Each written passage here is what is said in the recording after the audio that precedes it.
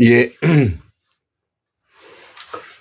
2025년 2월 20일, 음력으로는 1월 21일이 되겠습니다. 태고사의 새발견 185번째 자주 민족학파 세 번째 강의를 한번 해보도록 하겠습니다.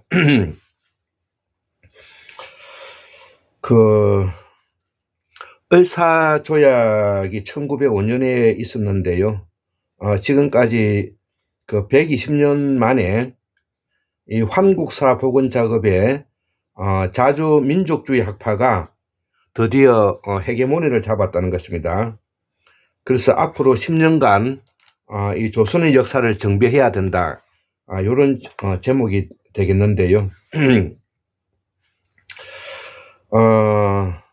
첫 번째 강의에서 한국인은 어떻게 탄생하였는가? 예. 우리는 친서 공산주의 학파 이동희, 그 다음에 친중 세구 학파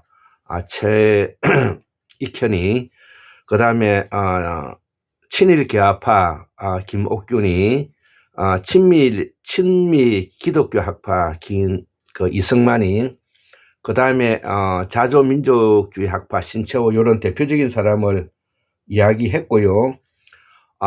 두 번째로 이제 무대력과 이제 샤먼 제국에 대해서 설명을 했고, 무대력은 수렵, 채집, 의료, 자연농법을 하던 시기를 말하는 것이고, 샤먼의 제국은 이 사냥을 하러 이제 북방에 도달했던 시기를 이제 샤먼이라고 말을 하는데, 그래서 남방 문화권과 북방 문화권을 이제 구분해서 무제국과 이제 샤먼 제국을 다르다고 표현을 했고요.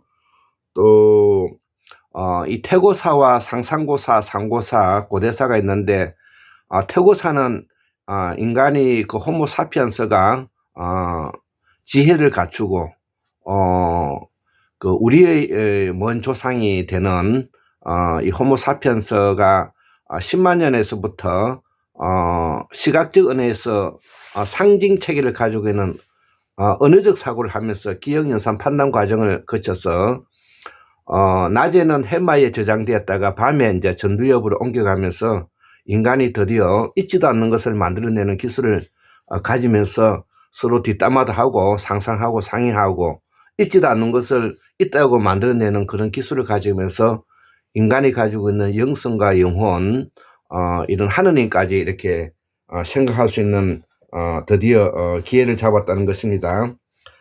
자, 그리고 그 이후에 이제 7만 년부터 약 한 3만 년까지 우리가 수렵, 채집, 의료, 자연농법 시대고, 그 다음에 약 3만 년에서부터 3만 년에서부터 약 2만 5천 년까지 이제 북방에 올라가서 우리가 사냥을 하던 시기, 그리고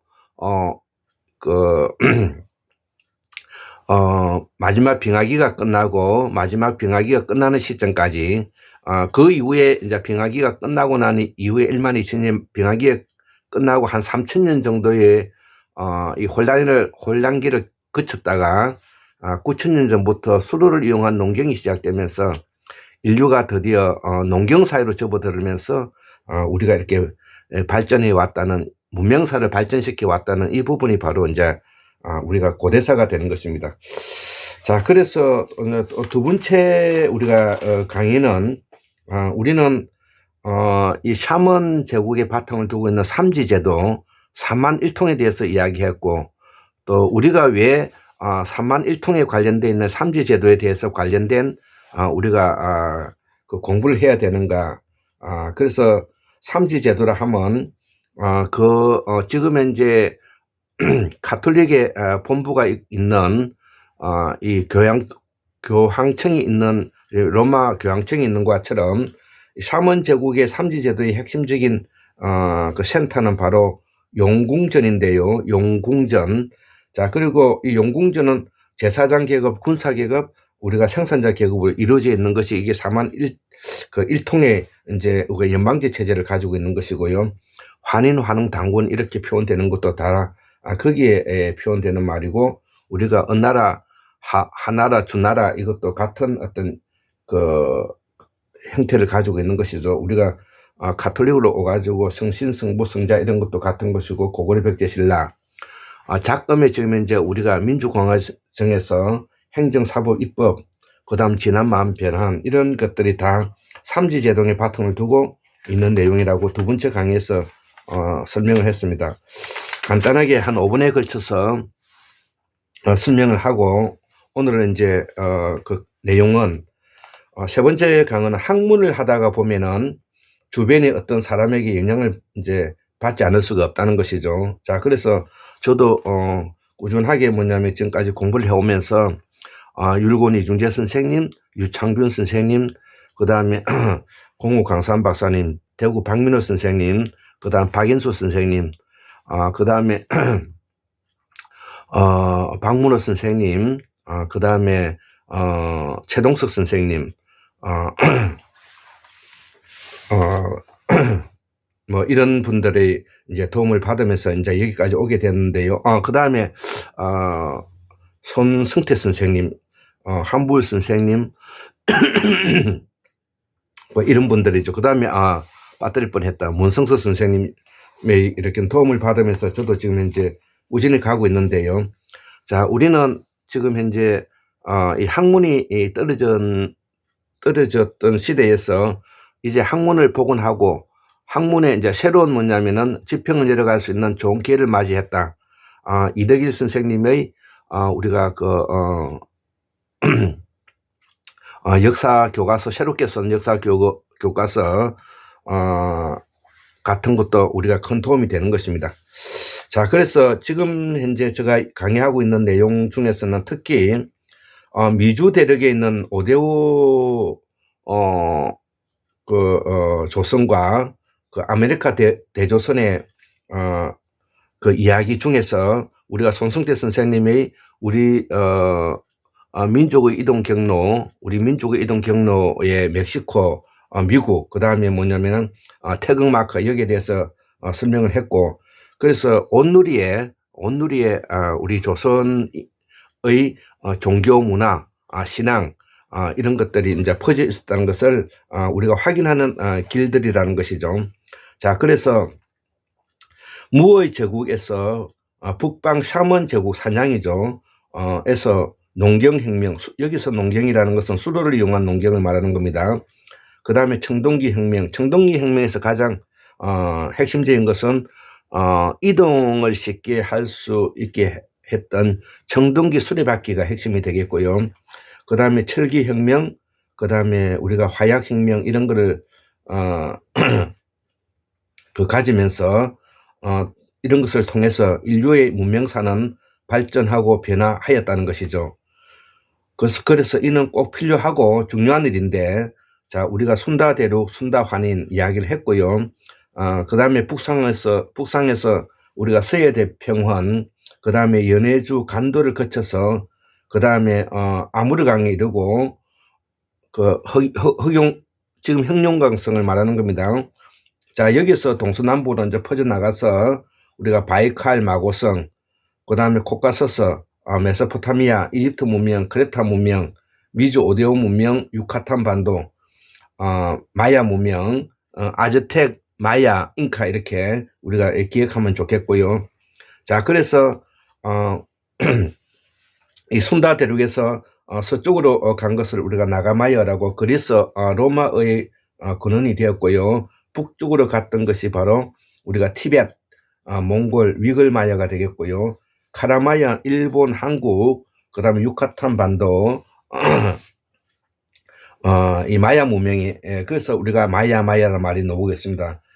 자, 그 다음에 이제 밑으로 남쪽으로 내려가는 것을 우리가 호주 원주민들이 쓰고 있는 호주 말이죠. 이거 우리말과 매우 유사하죠. 우리와 같은 그 어순을 가지고 있습니다. 호주 원주민들이 쓰고 있는 호주 마야가 있죠. 자, 그래서 이 그리스 로마어, 티베트, 한국, 일본어, 호주어, 이것이 우리가 버머 산스크리트가 기반이 되었는데, 여기서 우리가 브라만교, 힌두교, 카스트 제도 이런 것들이 이제 나타나는 곳이고, 신라의 골품 제도 이런 것들이 다 화랑도, 풍류도, 그 다음에 풍각정이 우리가 신바람 사상 이게 다 이제 우리의 전통 뿌리 사상이라는 것을 기억해 주셨으면 좋겠습니다. 자, 그리고 우리는 그동안에 샤먼 제국의 중앙정부가 어디에 있었는지를 우리가 밝히지 못했다는 것이죠.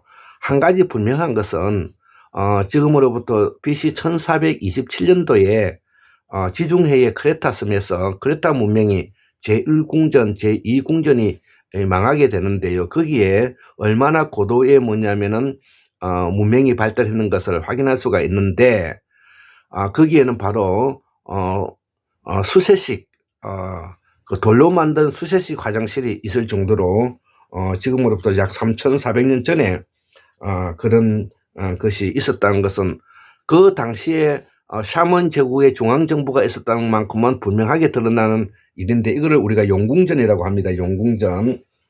자, 그래서 이 용궁전의 뿌리가 바로 우리 조상들의 환웅의 당군의 역사들이라는 것입니다.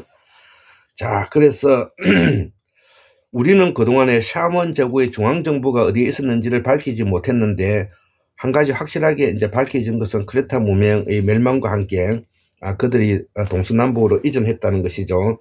물론 샤먼 제국의 중천축국, 지금 현재 우리가 중천축국이라면 중국이라고 말해. 지금 현재 중국을 이거는 중공이죠, 중공. 하여튼 진나라라고 말하는데 중천축국이라고도 하고, 그 다음에 천축국을 조선이라고도 한다 이거죠. 중요한 것은 고구려 백제 신라가 세계 온누리에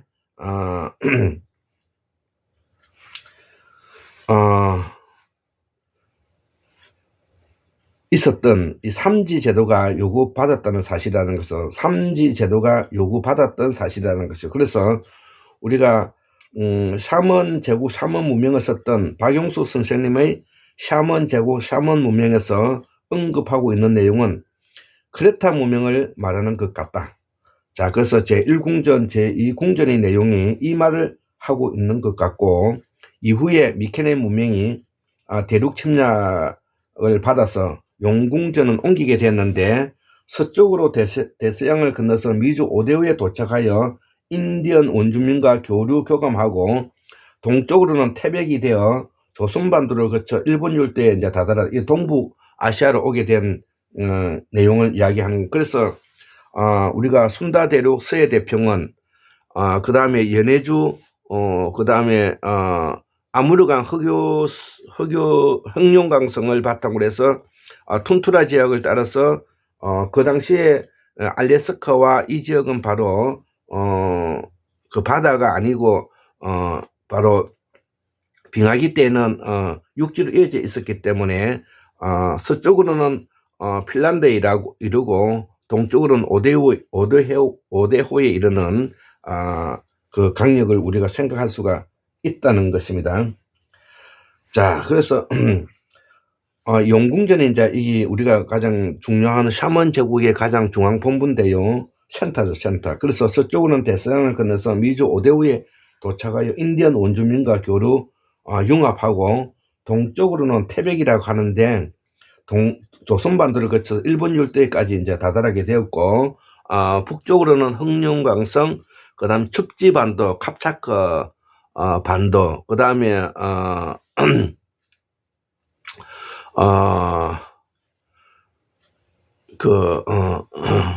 알류산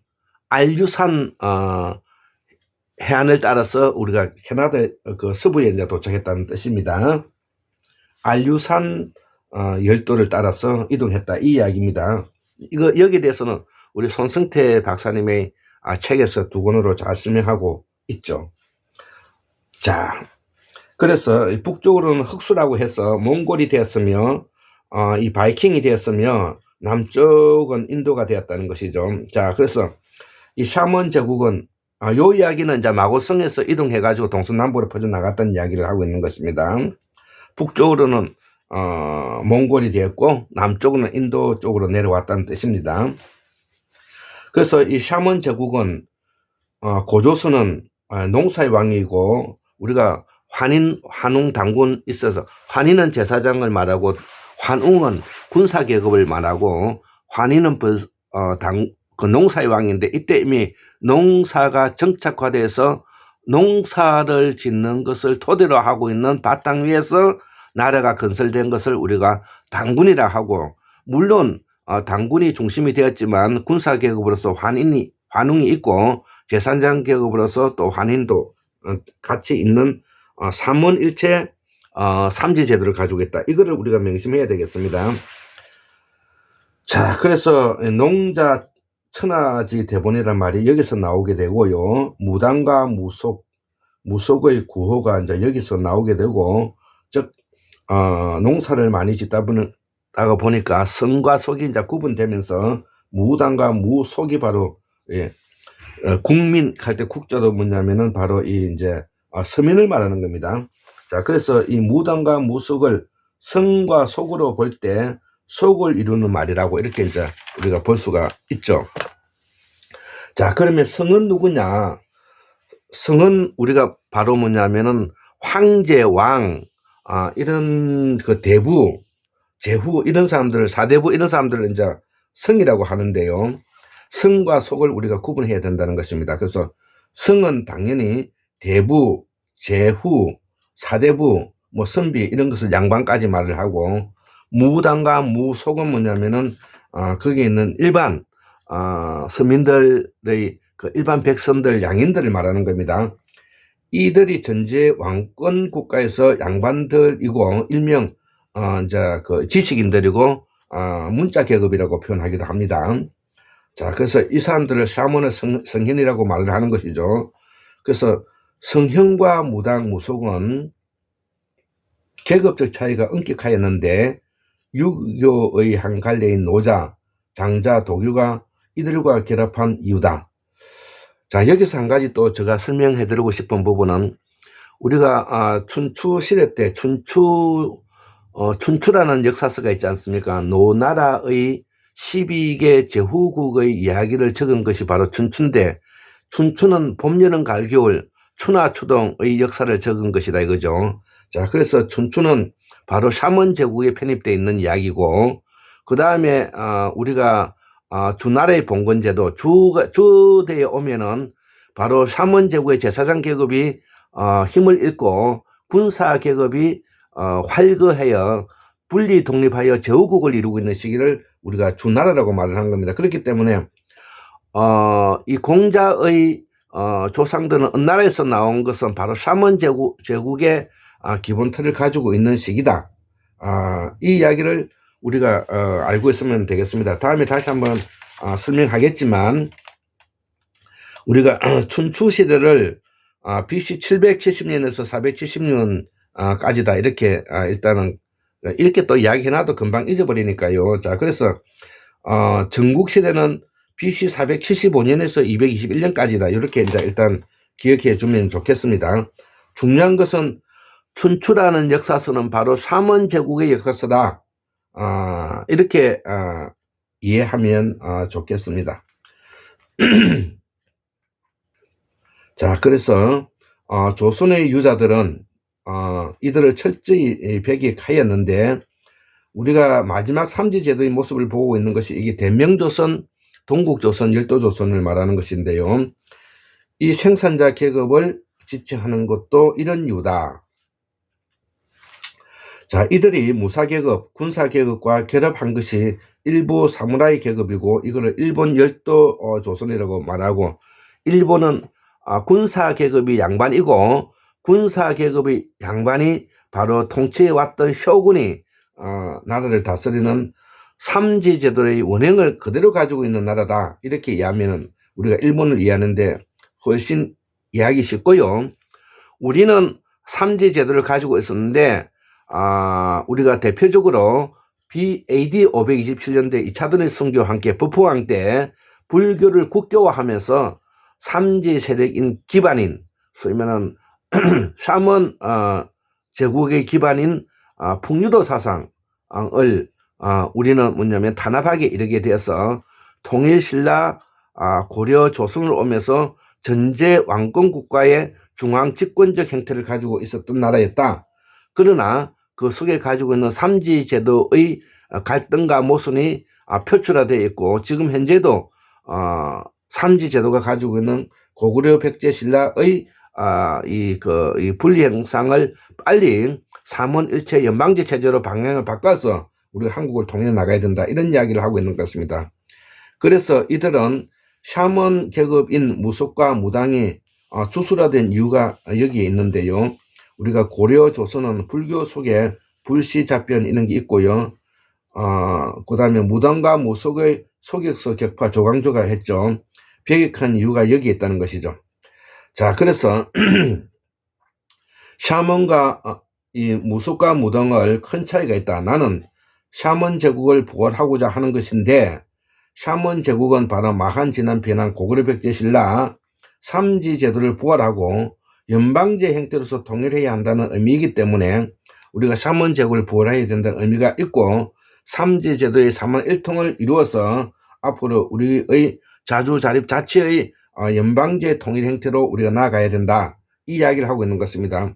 자, 그래서 이 조선은 동국 조선을 말하고 세계 샤먼 제국의 중심지이고 코어이다, 이거 중심이다. 이거 여기서 샤먼은 소격서에서 말하는 도교가 아니고 도교는 생산자 계급인과 결탁하였던 종교다, 이런 것이죠. 자, 도교는 유교에서 빠져나왔지만 이것이 생산자 계급과 결탁하여서 대명조선 쪽에서 발달한 종교가 도교고, 유교는 제사와 관련돼서 그 공자 사상이기도 하지만 성리학의 바탕을 두고 있는 엄격한 뭐냐면은 제사장 계급의 바탕을 두고 있는 계급 사회라는 것을 우리가 노예제까지 있었으니까요. 이거를 우리가 이해해서 해동조선 내지 동국조선은, 우리가 일본 말하는 우리가 조선이라는 것은 바로 제사장 계급을 중요시 여기는 제사의 나라였다, 이렇게 이해하시면 되겠습니다. 그래서 일본의 신도는 군사계급과 결탁하였으며 우리 대한민국, 북한은, 조선은 제사장 계급과 결탁했던 나라들이다, 이거죠. 이를 지켜오지 못함으로써 유불순도가 유지된 것이다. 유불순도가 유린된 것이다. 자, 그래서 우리가 학문이 떨어졌다는 것은 바로 이것을 말한다는 것이죠. 지금 방금 제가 이야기하고 있는 이 부분이 우리가 학문이 떨어졌기 때문에 우리가 가지고 있는 지금 혼란한 상태를 겪고 되고, 우리가 국민들이 뭐냐면 우왕좌왕하는 이유가 바로 그렇게 되는 것이고, 맹목적 사례주의가 바로 이러한 우리의 전통 뿌리 사상인 우리의 원형 사상을 삼지 제도를 우리가 놓쳐버리고 버려버렸기 때문에 우리가 맹목적 사대주의자로서 자주적 사대주의적 요소를 갖지 못하고 오늘날까지 지금 현재 헤매고 있는 이유가 여기 있다는 것이죠. 자, 급기야 우리가 인조 반정 후에 이 인조 구테타죠. 인조 반정 후에 노골적으로 우리가 맹목적 사대주의에 빠져서 노른을 중심으로 해서 289년 동안 권력을 잡고, 그 이후에 35년 동안의 친일 부역자 세력, 그 다음에 친미 기독교 학파, 그 다음에 군사 쿠데타 세력이 오늘날 윤석열 정부까지 오게 되었다는 것입니다. 자, 그래서 사색당정의 견제가 무너지고 세도정치 60년 시기에 나라의 국군이 망하게 되었다, 이거죠. 결국 미국, 일본이 밀약으로서 영국과 일본이 미국과 영국이 아니라 영국과 미국이 카스라테포트 조약을 밀약으로 해서 우리가 해동조선이 결국 망하는 길로 접어들었는데, 미국이 뭐냐면은 필리핀을 먹고 열도조선이 우리 한국을 먹는 그런 경우가 생겼다는 것입니다. 이를 극복하는 것은 우리가 사이비 교단의 학자들, 친일 사학자들을 우리가 제거하고 처단해야 되는 이유가 바로 그런 것입니다. 그래서 대조선 학문의 업적을 이루어야 하는 이유가 바로 이런 것인데요. 이런 공부를죠. 현재 최고의 학자 반열은 우리가 부자요술램프의 문선수 선생님도 있고, 박인수 선생, 한불 선생, 김종윤 선생, 율권, 공우, 박문호, 그 다음에 최동석 선생님, 이런 분들이 여기 박민호 선생도 들어가겠죠. 자, 이런 사람들이 이제 대학자 반열에 올라가 있다는 거죠. 물론 유현 선생님도 계시고요.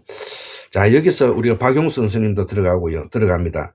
자, 그래서 박민우 선생도 열심히 하고 있죠. 자, 이 아메리카 대조선의 삼지 제도를 이해 못하는 것이, 이것이 안타깝고, 이것이 우리가 학문이 떨어진 이유인 것입니다. 책을 좀 보고 안 보고가 문제가 아니라, 우리가 이런 학문이 떨어졌다는 것은 이런 삼지 제도를 이해하지 못한다는 것이 저는 대표적으로 들어가 있다는 것입니다. 내가 이거를 계속 적는 것도 나의 학문을 정리하는 것이다. 샤먼 제국의 온누리 중앙정부가 마고성에서 구대염 왕조, 크레타 문명, 제1궁전, 제2궁전, 그 다음 동서남북으로 퍼져나가 정동기 문명으로 이동 발전하였는데, 이후에 대명조선 때 해동조선, 열도조선이 삼지 세력이 대황해와 함께 아메리카 대조선을 이루게 되었던 근원적인 틀이 되었다는 것이죠. 자, 그래서 옮겨간 것이 바로 뭐냐면은 이 북미의 5대5 조선의 가 있고요. 그 다음에 우리가 유카탄 반도에 있는 마야 문명, 멕시코 북부에 있는 아즈텍, 그 다음에 페루, 칠레에 걸쳐 있는 잉카 제국, 이것이 바로 또 온누리에 퍼져 있는 우리말과 우리 글을 사용하고 있는 이 조선인들의 샤먼 제국의 틀이라는 것이죠. 자, 그래서 오늘은 첫 번째 5대5 주변에 있었던 우리 아메리카 대조선의 5대5 조선의 또 우리들이 조상들이 살았다는 이야기를 하면서 나중에 우리가 제국주의와 함께 제3 민족국가가 탄생하면서 그들에게 쫓겨서 상당한 세력들이 지금 현재 조선반도에 오게 되었다. 그래서 이 조선반도에 오게 되었던 과거에 고구려 백제 신라가 가지고 있는 유산을 바탕으로 해서 다시 우리가 이 조선반도를 조선의 성지요 메카로 만들게 되었다는 것입니다. 자, 그래서 대륙 조선에서만 이쪽으로 온 것이 아니라 북미 아메리카 조선에서도 우리 지금 현재 조선반도에 맞는 것이 왔다는 것이죠. 그래서 경복궁을 비롯하여 그 다음에 사원사당, 그 다음에 불교